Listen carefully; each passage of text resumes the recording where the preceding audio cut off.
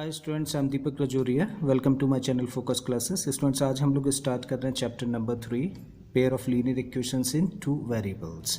Right, तो सबसे पहले इसको स्टार्ट करते हैं हम लोग linear equation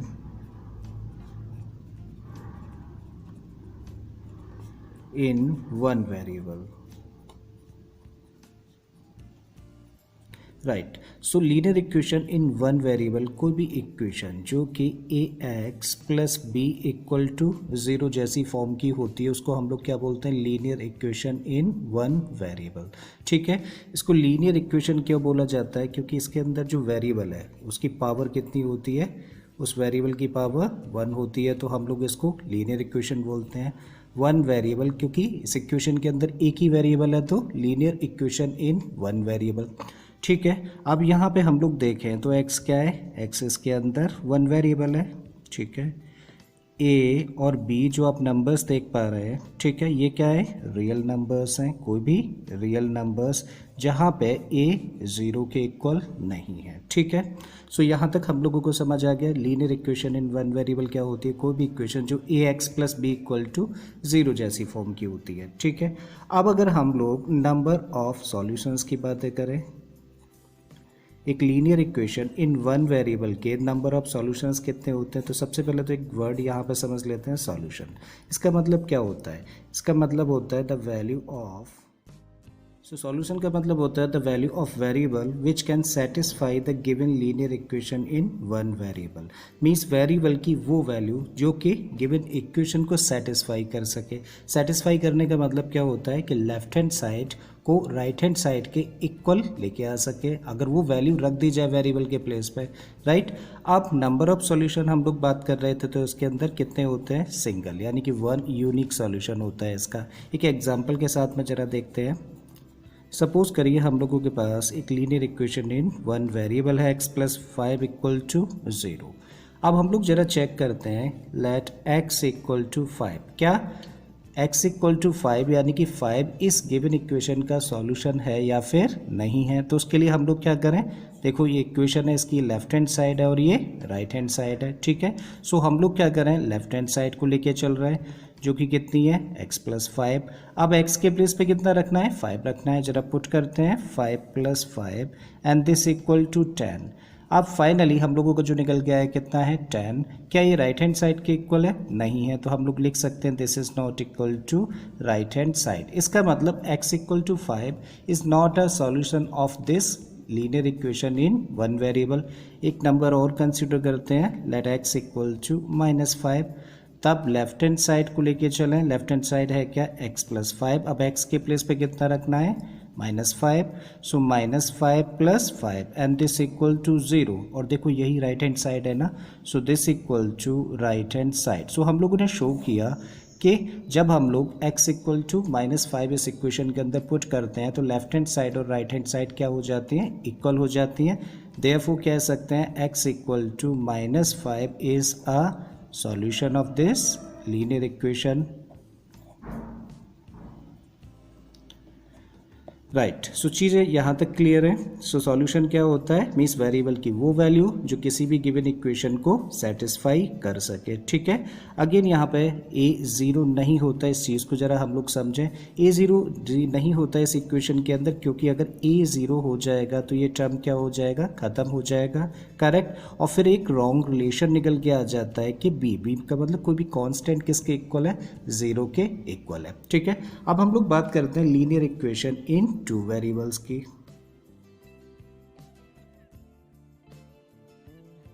right, so linear equation in two variable means again linear equation है, बट अभी वेरिएबल्स कितने हैं इसके अंदर?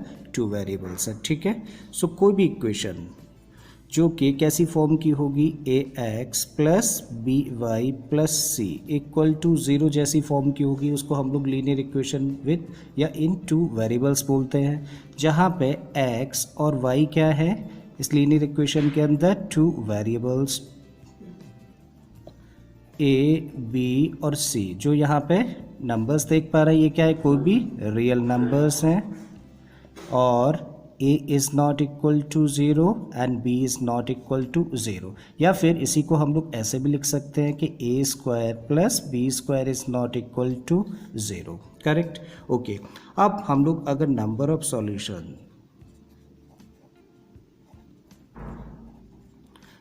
Solution of a linear equation in two variables की बात करें तो यहाँ पे कितने सॉल्यूशंस होते हैं? इनफाइनाइट। लास्ट क्लास में हम लोगों ने पढ़ा भी था, एक single linear equation in two variables के कितने सॉल्यूशन होते हैं? इनफाइनाइट। इसको एक एग्जांपल के साथ में समझें। सपोज करिए हम लोगों के पास में एक इक्वेशन है x plus Y equal to 10, ठीक है। अब जरा कुछ वैल्यूज़ पुट करके चेक करते हैं क्या वो वैल्यूज़ या क्या वो पेयर ऑफ वैल्यूज़ इस linear equation in two variables के सॉल्यूशन है या फिर नहीं है।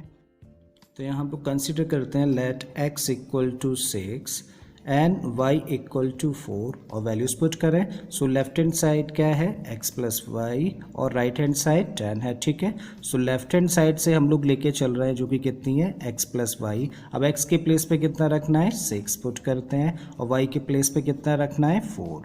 सिंप्लीफाई किया तो आया 10 और 10 ही हम लोग क्या देख रहे हैं? राइट हैंड साइड है। So this is what? Right hand side. इसका मतलब x इक्वल टू 6 और y इक्वल टू 4 इस लीनियर इक्वेशन का एक सॉल्यूशन है, ठीक है। एक एग्जांपल और देखें कुछ वैल्यूज का। ओके, x इक्वल टू अगर हम लोग 3 पुट करते हैं, y इक्वल टू अगर 7 पुट करके देखें तो लेफ्ट हैंड साइड है हम लोगों की x plus Y and this equal to x के प्लेस पर रखा 3, y के प्लेस पर रखा 7 और यह हम लोगों का 10 जो कि राइट हैंड साइड है इस इक्वेशन की। So x equal to 3 and y equal to 7 is also a solution.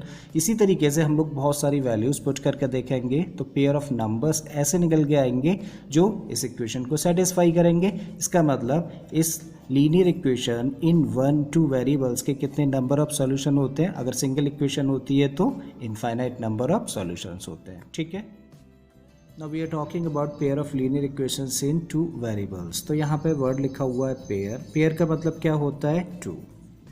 Linear equations in two variables means हम लोग अब किसकी बातें कर रहे हैं? दो लीनियर इक्वेशंस की बातें कर रहे हैं जिनके अंदर दो वेरिएबल्स हैं, ठीक है। सो कोई भी दो equations written in the form a1x plus b1y plus c1 equal to 0 and a2x plus b2y plus c2 equal to 0। सो यहाँ पे क्या है? दो लीनियर इक्वेशंस हैं इन टू वेरिएबल्स, ठीक है, और एक साथ लिखी हुई है। तो ये क्या है? This is just a pair of linear equations in two variables. दो इक्वेशंस का पेयर हो गया, ठीक है। अब यहाँ पे हम लोग देखें तो x और y यहाँ पे क्या है? टू वेरिएबल्स हैं, a1 a2 b1 b2 c1 और c2। ये सब क्या है? कोई भी रियल नंबर्स हैं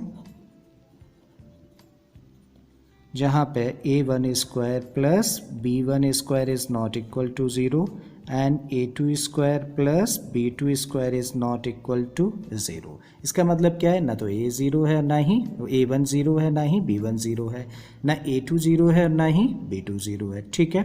ओके, अब हम लोग बात कर रहे थे नंबर ऑफ सॉल्यूशंस। तो अभी तक हम लोगों ने सीखा कि एक linear equation in one variable के कितने सॉल्यूशन होते हैं? 1।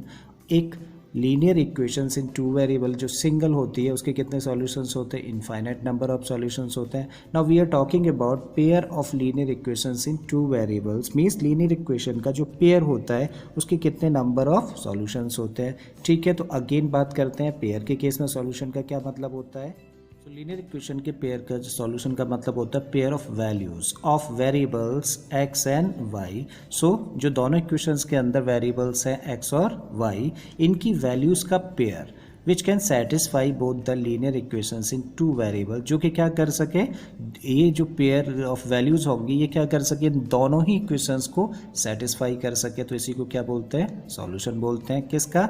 पेयर ऑफ लीनियर इक्वेशंस का, ठीक है।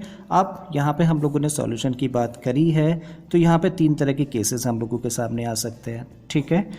1 by 1 हम लोग इन तीनों को समझते हैं। ऐसा हो सकता है कि आपके सामने जो लीनियर इक्वेशंस का पेयर है उसका एक सॉल्यूशन निकले, सिर्फ मीन्स वन सॉल्यूशन। इसको हम लोग बोलते हैं यूनिक सॉल्यूशन, ठीक है। या फिर ऐसा भी हो सकता है कि जो आपके सामने लीनियर इक्वेशंस का पेयर है उसका उसके बहुत सारे सॉल्यूशंस हो, इनफाइनाइट नंबर ऑफ सॉल्यूशंस हो, ठीक है। या फिर ऐसा भी हो सकता है कि एक भी सॉल्यूशन ना हो, करेक्ट। सो 3 तरह के केसेस आपके सामने आ सकते हैं कि कोई भी आपके सामने लीनियर इक्वेशंस का पेयर है, या तो एक सॉल्यूशन निकलेगा, या फिर इनफाइनाइट नंबर ऑफ सॉल्यूशंस होंगे, या फिर एक भी सॉल्यूशन नहीं होगा, ठीक है। आप यहाँ पे जब हम लोग one solution, infinite number of solutions और नो सॉल्यूशन की बात करते हैं तो 2 टर्म्स और निकल के आ जाते हैं। एक तो होता है कंसिस्टेंट और दूसरा होता है inconsistent, right. So linear equations के किसी भी पेयर का अगर कम से कम means at least one solution है, मीन्स उस पेयर का कम से कम एक सॉल्यूशन हो, तब हम लोग उसको बोलते हैं consistent pair of linear equation. और अगर एक भी सॉल्यूशन ना हो तब हम लोग बोलते हैं उसको inconsistent pair of linear equations, right. So अब हम लोग देखें तो जब हम लोगों के सामने सिचुएशन ऐसी होती है कि pair of linear equations in 2 variable का एक सॉल्यूशन है यानी कि यूनिक है, तब इसको हम लोग क्या बोल सकते हैं, कैसा सिस्टम होगा ये, consistent system of simultaneous linear equation या consistent pair of linear equations. So consistent pair of linear equation. Infinite हम लोगों ने क्या बोला है, कम से कम एक होना चाहिए ना, इनफाइनाइट में तो बहुत सारे हो गए, ठीक है। तो ये भी क्या हुआ, consistent pair of linear equation. और ये क्या हो गया, inconsistent. So inconsistent pair of linear equations में एक भी सॉल्यूशन नहीं होता, और कंसिस्टेंट में या तो इनफाइनाइट नंबर ऑफ सॉल्यूशंस होते हैं या फिर यूनिक सॉल्यूशन होता है, ठीक है। कभी कभी क्वेश्चंस इस तरीके के होते हैं कि हम लोगों को बोला जाता है कि ये 2 गिवन लीनियर इक्वेशंस हैं, तब बताइए कि ये pair of linear equations consistent है या फिर इनकंसिस्टेंट है। तो उस केस में हम लोग क्या करते हैं, दोनों ही जो लीनियर इक्वेशंस हम लोगों को दे रखी होती हैं उनमें हम लोग x के कोफिशिएंट्स का रेशियो फाइंड करें। सो इसके कोफिशिएंट्स का है a1 एंड a2 x के, ठीक है। सो इसका रेशियो हम लोगों ने फाइंड किया। y के कोफिशिएंट्स का रेशियो फाइंड करते हैं, मीन्स b1 अपॉन b2 हम लोगों ने फाइंड किया। और कांस्टेंट टर्म्स का रेशियो हम लोग फाइंड करते हैं जो कि कितना होगा, c1 अपॉन c2, ठीक है। अगेन अब हम लोगों के सामने अगर हम लोगों ने फाइंड किया कि x के कोफिशिएंट्स का रेशियो और y के कोफिशिएंट्स का रेशियो इक्वल नहीं है, तो फिर ये केस किसका होता है, तब हम लोग इमीडिएटली कह सकते हैं कि given pair of linear equation is consistent, यानी कि इसका एक सॉल्यूशन निकलेगा और वो क्या होगा, सिंगल, यानी कि वन सॉल्यूशन होगा, यूनिक सॉल्यूशन का केस है, करेक्ट। अगेन ऐसा भी हो सकता है कि आप देखें कि a1 अपॉन a2 इज equal to b1 upon b2 equal to c1 upon c2, ठीक है। मीन्स x के कोफिशिएंट्स का रेशियो, y के कोफिशिएंट्स का रेशियो और कांस्टेंट टर्म्स का रेशियो तीनों ही कैसे हैं, इक्वल है। तब आप इमीडिएटली कह सकते हैं कि सिस्टम कैसा होगा, कंसिस्टेंट, यानी कि जो पेयर ऑफ लीनियर इक्वेशंस है वो कैसा है, कंसिस्टेंट है। और अगर ये भी बताना हो कि कितने सॉल्यूशंस होंगे तो आप बता सकते हैं immediately infinite number of solutions होंगे, ठीक है। अब आपने फाइंड किया कि a1 upon a2 equal to b1 upon b2 but not equal to c1 upon c2। Means आपने देखा कि x के जो कोफिशिएंट्स हैं उनका रेशियो और y के कोफिशिएंट्स का रेशियो कैसे हैं, इक्वल है, बट कांस्टेंट टर्म्स के रेशियो के इक्वल नहीं है। तो इमीडिएटली कह सकते हैं कि that given system of linear equations या given pair of linear equations in 2 variable is inconsistent, means इसका एक भी सॉल्यूशन नहीं होगा, ये भी बताया जा सकता है, ठीक है। तो यहाँ तक आई होप चीज़ें आपको समझ आ गई हैं। आगे चलते हैं हम लोग। अब स्टूडेंट्स हम लोग बात करते हैं graphical representation of linear equations, means pair of linear equations की ग्राफिकल रिप्रेजेंटेशन क्या रहती है। ओके, सपोज करिए ये हम लोगों की इक्वेशन नंबर 1 है, ठीक है, और ये इक्वेशन नंबर 2 है पेयर में, ठीक है। ओके, अब हम लोग अगर इनका ग्राफ ड्रॉ करेंगे तो लास्ट क्लास में हम लोगों ने सीखा था ना, लीनियर इक्वेशंस इन 2 वेरिएबल का जो ग्राफ होता है वो क्या होता है, एक स्ट्रेट लाइन होता है ना।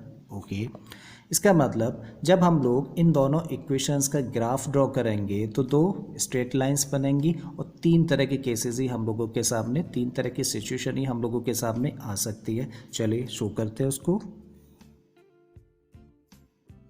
अब हम लोग जब दोनों इक्वेशंस का ग्राफ ड्रॉ करेंगे जो कि अपने आप में क्या होंगी, स्ट्रेट लाइंस होंगी। सपोज करिए हम लोग पहले इक्वेशन नंबर 1 का ग्राफ ड्रॉ करते हैं और वो कुछ इस तरीके से ड्रॉ होता है, ठीक है। So this is the graph of equation number 1, right. Again हम लोग जब इक्वेशन नंबर 2 का ग्राफ ड्रॉ करें तो हो सकता है कि वो कुछ इस तरीके से हो, ठीक है। सो इक्वेशन नंबर 2 का हम लोगों ने ग्राफ ड्रॉ किया और हम लोगों ने क्या फाइंड किया कि दो लाइंस क्या हो रही हैं, दो स्ट्रेट लाइंस क्या कर रही हैं, एक दूसरे को कट कर रही हैं, इंटरसेक्ट कर रही हैं। सो ये कैसी सिचुएशन आ गई, इंटरसेक्टिंग लाइंस की, ओके, राइट। सो जब दो इक्वेशंस का हम लोग ग्राफ ड्रॉ करेंगे तो पहले केस में क्या हो सकता है कि दो लाइंस क्या करें, एक दूसरे को इंटरसेक्ट करें।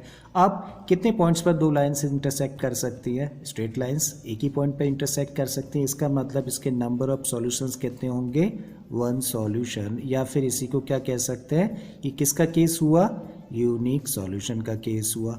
तो आप ग्राफ को देखकर भी आइडिया लगा सकते हैं, आप ग्राफ को देखकर भी बता सकते हैं कि अगर दो लाइंस इंटरसेक्ट कर रही हैं तो आप कह सकते हैं कि कितने सॉल्यूशंस होंगे, यूनिक सॉल्यूशन की कंडीशन होगी ये, राइट। या फिर ऐसा हो सकता है कि आपने जब इक्वेशन नंबर 1 का ग्राफ ड्रॉ किया तो कुछ इस तरीके से ड्रॉ आपने कर दिया, प्लॉट कर दिए पॉइंट्स, राइट। जब इक्वेशन नंबर 2 का ग्राफ ड्रॉ करते हैं जो कि अपने आप में एक और स्ट्रेट लाइन बनती है और वो क्या होता है कि इसी स्ट्रेट लाइन के ऊपर हो, तो आपने क्या देखा कि यही जो ग्राफ है इक्वेशन नंबर 1 का है और यही ग्राफ है इक्वेशन नंबर 2 का। मीन्स लाइंस ना अब एक दूसरे के ऊपर हैं, ठीक है। सो इसका मतलब ये क्या क्या कर रही हैं, ये कैसी लाइंस हैं, कोइंसिडेंट लाइंस। और अभी कितने पॉइंट्स पर टच हो रही हैं, बहुत सारे पॉइंट्स पर टच हो रही है ना, तो इसका मतलब इसके नंबर ऑफ सॉल्यूशंस कितने होंगे, इनफाइनाइट नंबर ऑफ सॉल्यूशंस, ठीक है। तो आप ग्राफ में आप देखते हैं कि एक लाइन दूसरी लाइन के ऊपर है तो ये कोइंसिडेंट लाइंस होती हैं। नंबर ऑफ सॉल्यूशंस कितने होते हैं, इनफाइनाइट नंबर ऑफ सॉल्यूशंस होते हैं, ठीक है। अगेन थर्ड केस में हम लोग देखें कि आपने ग्राफ ड्रॉ किया इक्वेशन नंबर 1 का जो कुछ इस तरीके से था, राइट। इक्वेशन नंबर 2 का जब आपने ग्राफ ड्रॉ किया तो कुछ इस तरीके की रिप्रेजेंटेशन थी। सो आपने क्या देखा कि दो इक्वेशंस का आपने ग्राफ ड्रॉ किया जो कि स्ट्रेट लाइंस थी और ये दो लाइंस एक दूसरे को आगे तक प्रोड्यूस कर देने पर इंटरसेक्ट नहीं कर रही हैं, नहीं कट कर रही हैं। इसका मतलब ये क्या है, पैरेलल लाइंस हुई दोनों, और पैरेलल लाइंस हैं, इसका मतलब एक भी पॉइंट पर एक दूसरे को इंटरसेक्ट नहीं करेंगी, तो ये किसका केस हुआ, नो सॉल्यूशन का केस हुआ। क्लियर है, ओके। अब हम लोगों ने ग्राफ को देख के हम लोग आइडिया लगा सकते हैं कि यूनिक सॉल्यूशन का केस होगा या फिर इनफाइनाइट नंबर ऑफ सॉल्यूशंस का केस होगा या फिर नो सॉल्यूशन का केस होगा। एक और आइडिया लगा सकते हैं कि consistent system of linear equations है, यानी कि consistent pair of linear equations है या फिर inconsistent pair of linear equations है। तो बताइए ज़रा, ये यहाँ पे तो एक सॉल्यूशन है ना, तो ये कैसा हुआ, कंसिस्टेंट पेयर, राइट। यहाँ पे देखें एक चाहिए होता है, कम से कम एक सॉल्यूशन हो तभी हम लोग बोल देते हैं ना कंसिस्टेंट, और यहाँ तो कितने इनफाइनाइट हैं। सो ये कैसा हुआ, consistent pair of linear equation, और यहाँ पे एक भी सॉल्यूशन मीन्स नो सॉल्यूशन, कोई भी सॉल्यूशन नहीं है ना। सो ये कैसा होगा, inconsistent. So inconsistent pair of linear equations. तो आप ग्राफ देखकर भी आप बता सकते हैं कंसिस्टेंट, इनकंसिस्टेंट, और क्या बता सकते हैं, नंबर ऑफ सॉल्यूशंस, ठीक है। सो स्टूडेंट्स, नेक्स्ट वीडियो में हम लोग सीखेंगे कि पेयर ऑफ लीनियर इक्वेशंस को ग्राफिकली हम लोग कैसे सॉल्व करते हैं। अभी तक इस वीडियो में जितनी भी चीज़ें हम लोगों ने डिस्कस करी है, मुझे उम्मीद है कि वो सारे पॉइंट्स आपको अच्छे से समझ आ गए होंगे। अगर ऐसा है तो प्लीज़ वीडियो को लाइक कर दें, चैनल को सब्सक्राइब कर लें, और बाकी के वीडियोज़ के लिए आप मेरी प्लेलिस्ट में चले जाइए। ऑलरेडी इस तरह के बहुत सारे वीडियोज़ मैंने अपलोड किए हैं। फिर से आता हूँ एक नए वीडियो के साथ में। Till then keep learning and thank you for watching this one.